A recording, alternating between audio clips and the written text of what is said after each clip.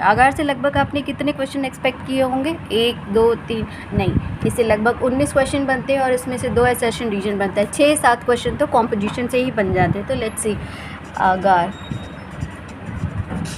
आगार के टॉपिक का कॉम्पोजिशन का निमोनिक है ABDKG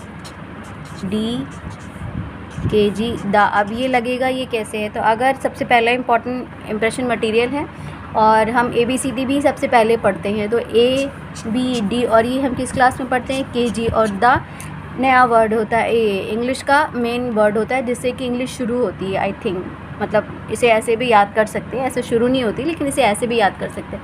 तो ए से होता है आगार, बोरेक्स, डायटोमेशियस अर्थ, K2SO4, ग्लिसरीन। इसमें ग्लिसरीन है, ये ग्लाइकॉल नहीं है, ये ध्यान देने वाली बात है।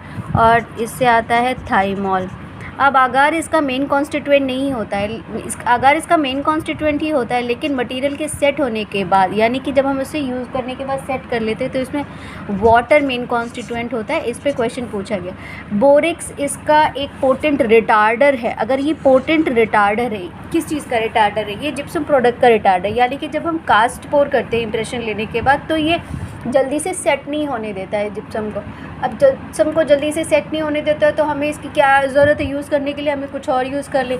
बोरेक्स एक्चुअली बहुत अच्छी स्ट्रेंथ प्रोवाइड करता है जेल को। जेल का मतलब क्या है कि जब मटेरियल को जो हम लोड करते हैं वो सेट होने जा रहा होता है, जब मटेरियल को हम ट्रे में लोड करते हैं तो मटेरियल इधर उधर भागता नहीं है, उसको एक अच्छी स्ट्रेंथ प्रोवाइड करता है जिससे कि उस मटेरियल में स्टेबिलिटी आती है। Hope it's clear. तो ये इस तरीके से यूज़ होता है बोरेक्स। डायटोमेशियस अर्थ एक फिलर की तरह यूज़ होता है। अब ये रिटार्डर है तो हमें एक एक्सेलरेटर की भी ज़रूरत होगी जो कि K2SO4 होता है। इसको एक्सेलरेटर कहते हैं और इसको जिप्सम हार्डनर भी कहते हैं क्योंकि ये जिप्सम को मटेरियल को जल्दी से सेट होने में मदद करता है। अब अगर हमने ये इस्तेमाल नहीं किया है मटेरियल में तो इसका क्या नुकसान होगा? तो जो कास्ट है वो सॉफ्ट चॉकी अपीयरेंस देती है, ये इसका नुकसान है। ग्लिसरीन एक प्लास्टिसाइज़र की तरह यूज़ होता है और ये एक बैक्टीरियासाइडल की तरह यूज़ होता है।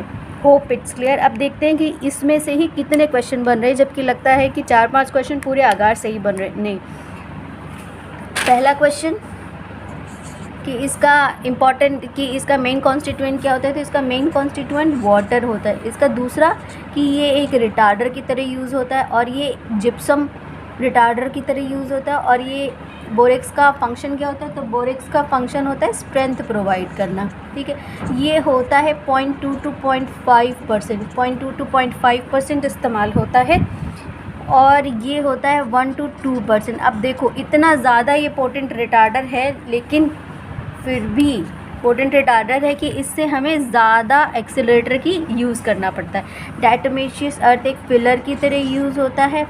ये होता है एक एक्सेलरेटर, इसको जिप्सम हार्डनर भी कहते हैं। और इसको ना यूज़ करें तो भी क्या कास्ट का फ़र्क आ जाएगा। प्लास्टिसाइज़र तो नहीं पूछा गया, बैक्टीरियासाइडल भी नहीं पूछा गया। तो लगभग ये 7 क्वेश्चन इसी से पूछे गए हैं। आगार के कॉम्पोजिशन से ही लगभग 7 क्वेश्चन पूछे गए हैं।